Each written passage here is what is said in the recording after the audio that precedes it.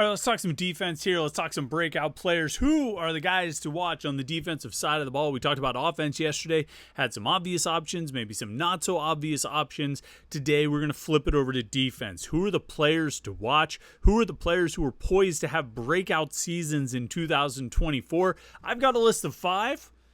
You may agree, you may disagree, you may say, of course, those are the obvious 5. Who else are you going to pick? Give us something interesting, unique, and a hot take. Brother, you are not going to get any hot takes here today unless it involves Gavin Bartholomew's usage restoring my faith in humanity. There'll be nothing ridiculous like that, although I don't think I had any hot takes yesterday, did I? About guys setting career numbers. Nate Yarnell maybe putting up a 3,000 yards. I don't think I had anything too crazy. Who's my list on the offensive side of the ball? Nate Yarnell, Gavin Bartholomew, Kenny Johnson, Terrence Moore, Dejon Reynolds. That's all pretty vanilla right there, right down the middle. No hot takes, no crazy stuff. We won't have any hot takes today either, but what we will have is 5 players who I think are poised for breakout seasons in 2024. 5 players who Pitt will need to have breakout seasons in 2024. So you get a little double dose of who I think will break out and who Pitt needs to break out. And we're going to talk about it right here on the Morning Pitt on youtube.com/Panther-Lair.com.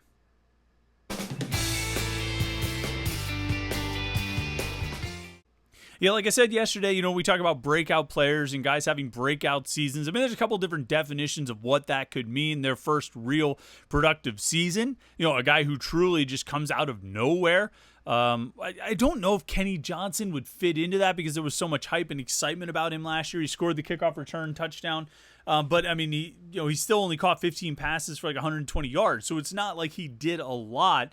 I think he might be coming out of nowhere a little bit just due to his lack of usage last year. But I mean, he's not like a surprise guy that nobody's talking about or we're not even thinking about. We might have a guy like that or two today, on our defensive breakout players, but you can also just talk about guys who are going to have a career year, who are going to put up bigger numbers than they've ever put up. And some of those are obvious options, like Nate Yarnell is obviously going to attempt and complete more passes than he's ever completed in his career. He's going to throw for more passing yards than he's ever thrown in his career. He's going to throw for more passing touchdowns than he has ever had in his career, and probably more interceptions since he only has 1 over the course of his career. Same thing goes for guys like Kenny Johnson and even my pick, Dejon Reynolds. I think they're going to put up career numbers. Terrence Moore started 9 games last year. As long as he's healthy, I think he'll start 13 this year. Maybe that was my hot take. Pitt will make a bowl. Some of those are kind of obvious. Gavin Bartholomew made my list for the offensive breakout guys yesterday just because I need something to believe in. I'm like Poison. I'm like Brett Michaels. Give me something to believe in. Let me believe that there's still good in this world and give Gavin Bartholomew like 50 targets or 60 targets or something like that. Am I overstating it with Alberto? I don't think I am. And I don't intend to tone down the rhetoric. This is one arena where the rhetoric will not be toned down as it relates to Gavin Bartholomew's passing targets. Keep everything in perspective, folks. So on the defensive side of the ball, again, we're talking about guys who are maybe moving into the starting lineup for the first time, guys who are poised for, I think, having a career year, having the best season of their career right here coming up in 2024. And that could be in terms of playing time. That could be in terms of, production and the impact that they're having. So that's what I'm thinking about. So, I mean, like a guy like Donovan McMillan, I'm going to tell you right off the bat, he's not going to make this list. Donovan McMillan is not a breakout candidate. He's one of the few. I mean, that's one of the few positions where, I think I should Javon McIntyre as well, but safety is probably one of the few positions where you're not really going to have I was going to say it's a position where you're not going to have a breakout player, but the reality is I put a safety on this list, and he's probably one of the more obvious options. So you might actually end up with a breakout player at safety anyway. So, look, my point is, on the defense, in terms of guys starting for the first time, playing a lot for the first time, producing a lot for the first time, I mean, the defense is going to be full of players having breakout seasons, but I've got 5 that I'm keeping my eye on this season. That's what we're going to talk about here on today's Morning Pitt. As always, don't forget, like this video and subscribe, youtube.com/Panther-Lair.com, and you don't miss any of our Pitt video content. We'll have our live stream. What day is this? Wednesday. This is Wednesday. We'll be live tonight at 8:30 p.m. for the Panther-Lair show with me and Jim Hammett right here at youtube.com/Panther-Lair.com. And if you subscribe to the YouTube channel, you won't miss that. We have our daily Morning Pitt videos. Once the season gets going, training camp gets going, we'll have interviews and press conferences and practice highlights, all kinds of things right here at youtube.com/Panther-Lair.com.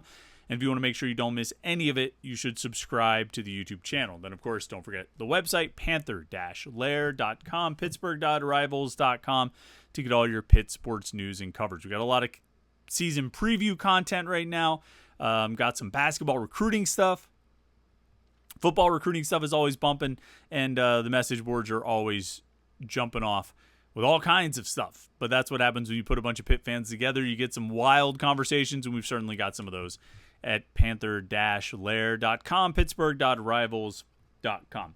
Let's talk about breakout players on defense.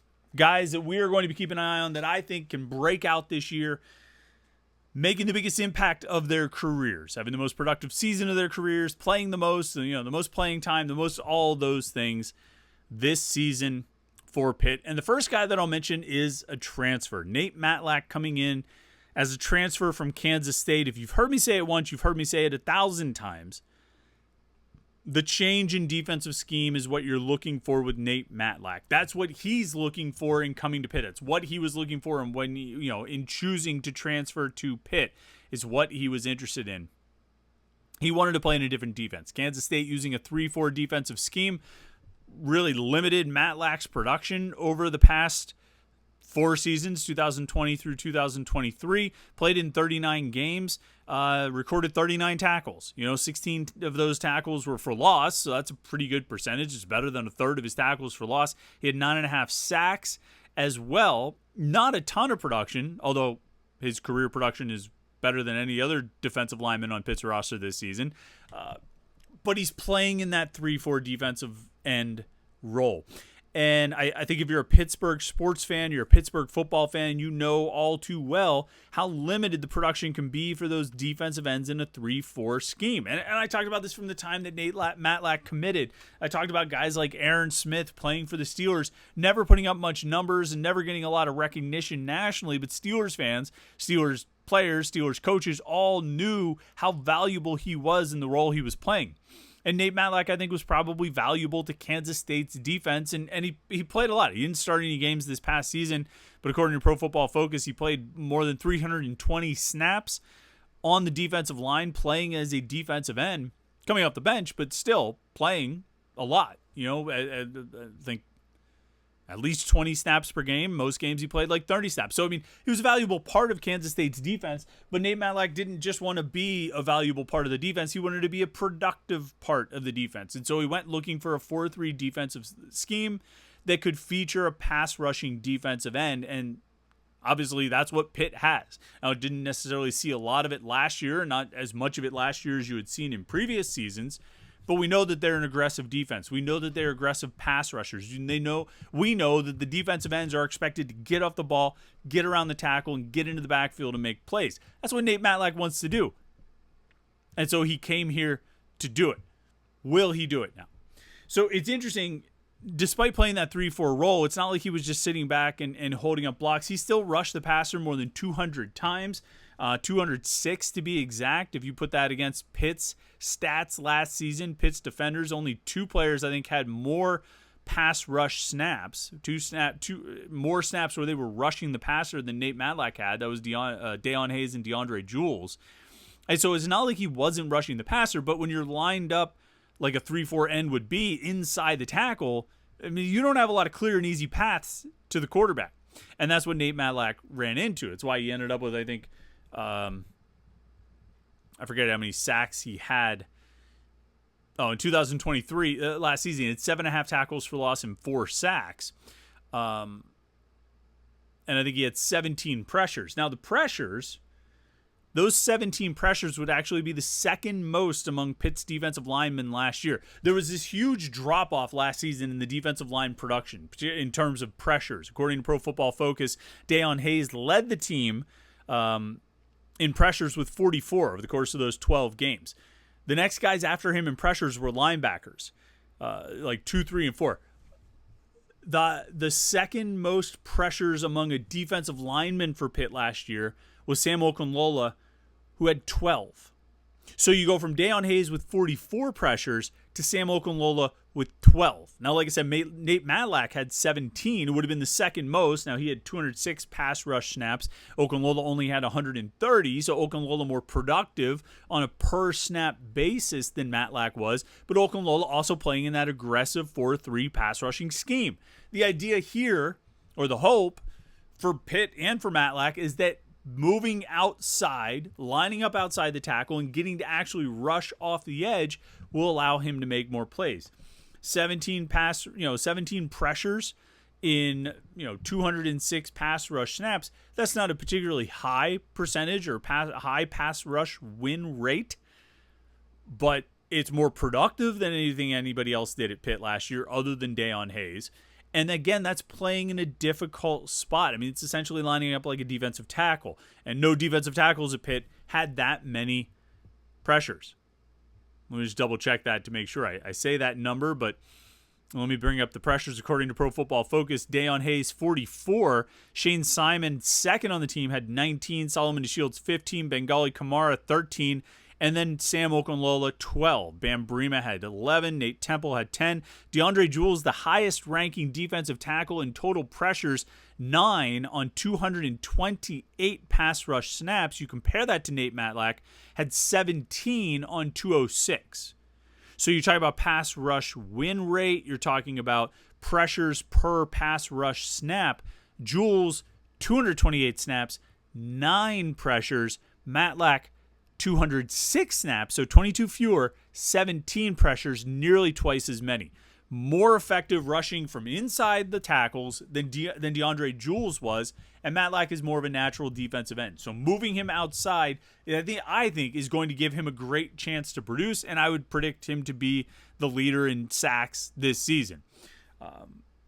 Stepping into that role, and I mean, quite frankly, I just don't know who else is going to do it, but that's a different conversation. Let's say it in the positive way, the optimistic way, that I think Nate Matlack is going to lead this team in sacks. And so I'm counting on him, or looking at him, to be a breakout player.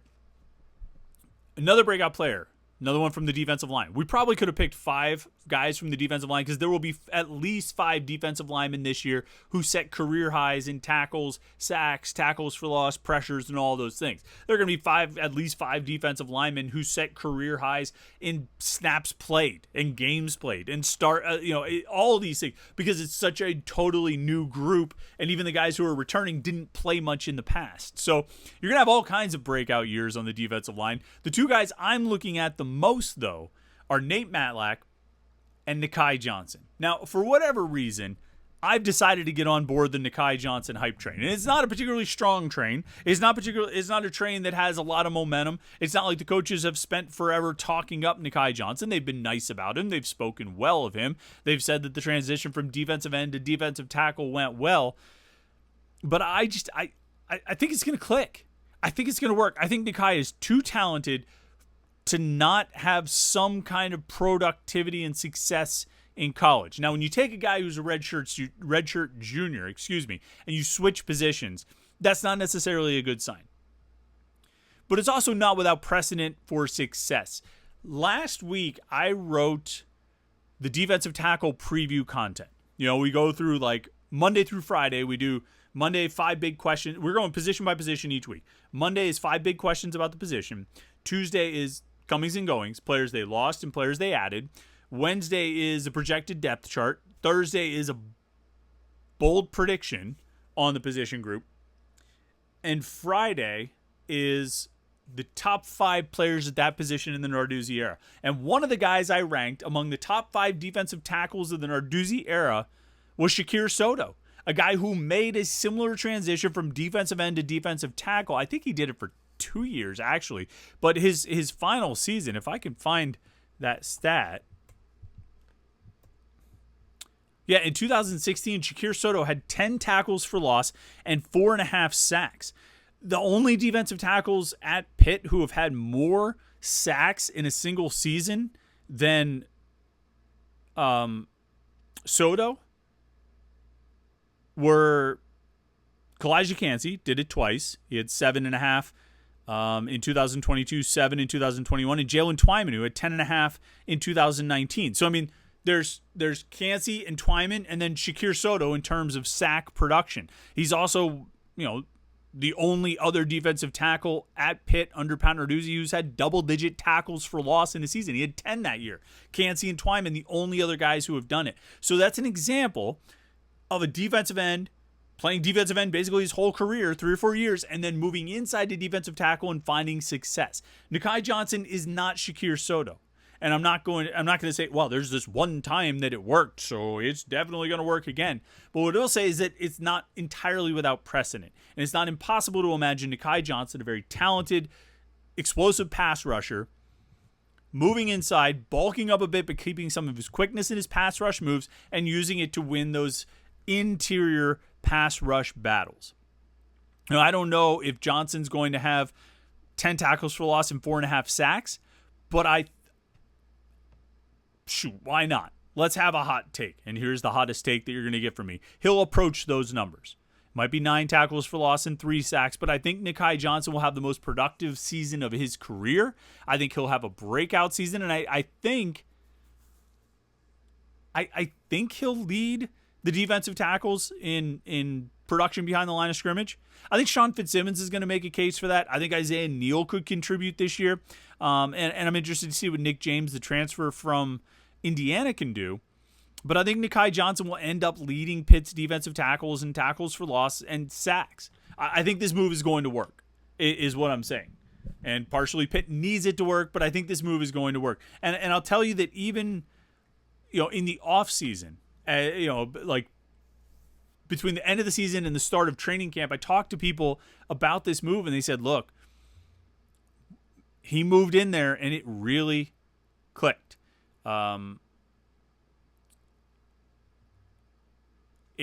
It just worked. It was the right spot for him, and it seemed like somewhere he should have been all along. And so I'm going to take that at face value, and I'm going to say that I think it will work. I think it'll click. I think it'll be a good spot for Nakai Johnson, and he'll have 2 very good years. I think he might even have a good enough year that they'll have to pony up to keep him for next year. How about that? That's the kind of prediction. You know what we'll start doing? We'll start doing that content.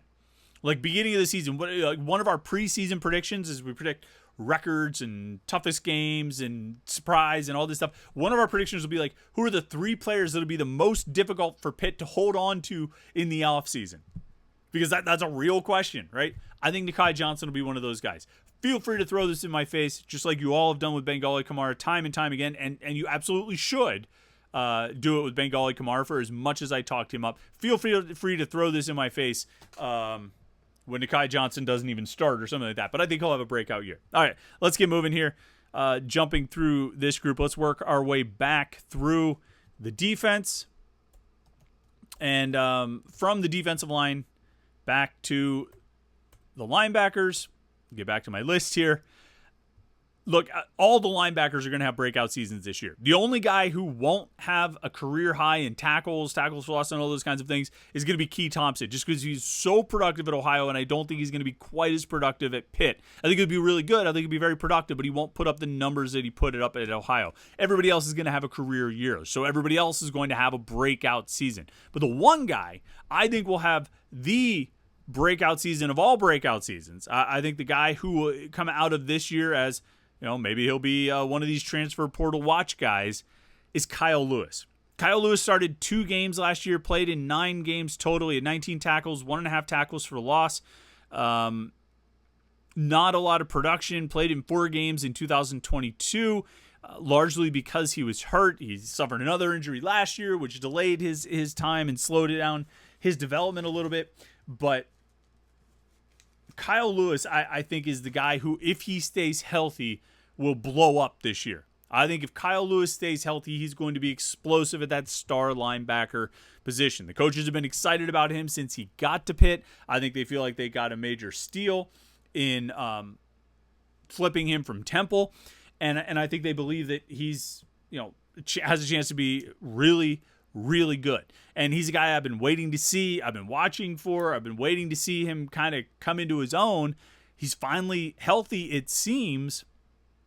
And I think he's going to be able to go out and have a really big season. I think he could have, maybe he could have the type of year I was predicting for Bengali Kamara last year. I mean, I'm not going to go quite that far, but I think Kyle Lewis, and you know what, he might not get as much interest from the transfer portal because I think he's probably a little bit undersized, but I think he's going to be explosive. I think he's going to make plays. I think he's going to fill the stat sheet. You know, tackles for loss, sacks, interceptions, fumbles, forced fumbles, recovers, all those things. I think he's going to get a little bit of all of it and be really, really good. And in a linebacker group that I think I think Jordan Bass is going to be really good. I think Braylon Lovelace is going to be really good. I think Rasheem Biles is really going to be really good. I think Keith Thompson's a really nice transfer. I think Brandon George will have his best year.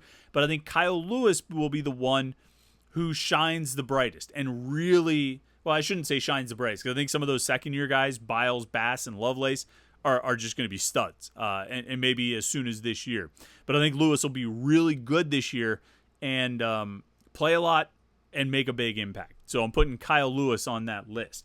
We move back to the defensive backs, and you're going to need new corners to step in and start. And I think there's a big question about who's going to be the starting corners, who's going to be the guys, who's going to play a lot, and you know who's going to be good. The guy I'm circling is Rylan Gandy. And Gandy hasn't played a lot in his career. He played 20 snaps as a freshman in 2022. He played 53 snaps last year. Most of his snaps came in the Notre Dame, Florida State, and Syracuse games. Coverage-wise, he was targeted twice last year, gave up one catch for 75 yards and a touchdown in the Wofford game. Although I remember that now. Like I just read that stat off the page, but I actually remember that, and I don't think that was his fault. I think there was something weird with that. Did it look like either the Wofford receiver pushed off, or it looked like he stepped out of bounds or something like that? That it wasn't really a blown coverage by Gandy. But I think out of all of these guys that we've been hearing about for a couple of years, but they haven't played, whether it's Rylan Gandy, it's Noah Bigelow, Tamarian Crumpley, Rashad Battle, out of all those guys who, you know, the opportunity's there for them to step in and take the starting job, Gandy is the name I hear the most as being